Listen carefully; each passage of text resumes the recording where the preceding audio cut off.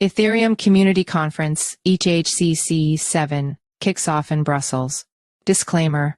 The text below is an advertorial article that is not part of cryptonews.com editorial content. EthCC 7, the annual Ethereum Community Conference began in Brussels, Belgium. Having moved from Paris this year, the Ethereum community was out in full force to attend at an all-new venue. Here are the most newsworthy takeaways from day one. EthCC 7 kicked off with the opening ceremony. Jerome de Tychey, president of Ethereum France, walked the audience through the history of EthCC and welcomed the community to its new location this year in Belgium. Stani Kulechov, founder of Lens Protocol, unpacked how Web3 social and DeFi aims to bring power back into the hands of communities. DeFi is in its nature a transparent, borderless economy, so it allows you the possibility to transact no matter your background. It has grown significantly and it's here to stay. Clement Bihorel, product lead of Safe, gave a realistic breakdown of the state of smart accounts, not skirting around the issues with this foundational tech. Smart accounts are growing steadily. There are a lot of trade-offs currently being made in the smart wallet space, such as centralization risks, smart contract risks. Despite these risks, there is a lot of innovation coming.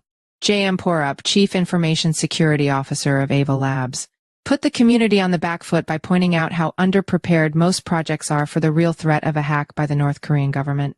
They are not the best hackers in the world, but they are consistent, he warned. He advised projects to invest heavily in security up front. Rafi Sapir, Chief Operating Officer of Uniswap Foundation, highlighted two key problems researchers are struggling with: how their research fits into the broader picture, and how they move from a research paper and into a production environment. Collaboration is key for researchers to move their research forward and progress the DeFi space, and when I think of DeFi in terms of Uniswap, we are thinking about how to onboard the next million users. Research done in a collaborative, cross-chain, cross-protocol way is the best to drive the industry forward.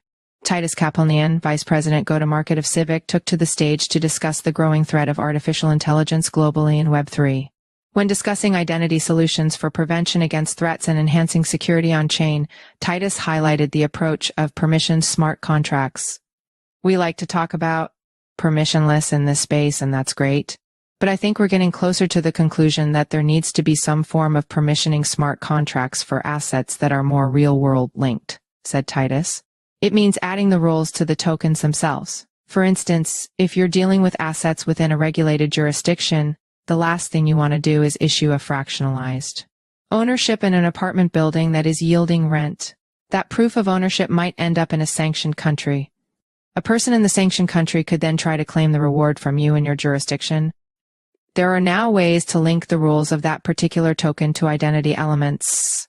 Cassidy Daly, co-founder of Centrifuge, discussed how finance today is outdated and inefficient. Blockchain is the first technology to come in and overhaul the system and make it more efficient.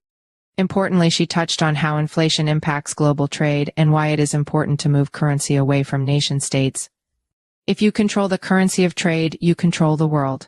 Much of trade is in the dollar, meaning the U.S. has a great degree of control in the world and over other currencies that trade with the U.S. stablecoins allow us to move away from this and create a wedge. Will Shannon, a core contributor to Lido, explored progress in enhancing decentralization and security with new staking modules for independent node operators with Lido. Today there are 180 independent node operators on Lido. This is up 386% year-to-date and 520% year-on-year.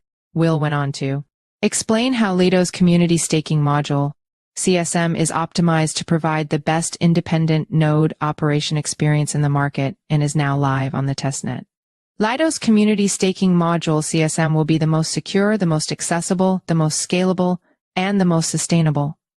It has taken all the best parts of different protocols, and I'm quite confident it is going to be brilliant.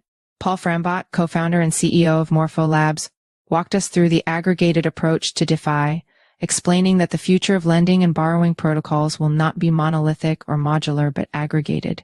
Monolithic allows vast liquidity but has the drawbacks of a one-size-fits-all risk approach and a large code base that makes upgrading risk-averse, while the modular approach has better flexibility but suffers the downside of liquidity fragmentation. Aggregation takes the best of both approaches without the drawbacks. Follow us on Google News. Disclaimer. The text above is an advertorial article that is not part of cryptonews.com editorial content.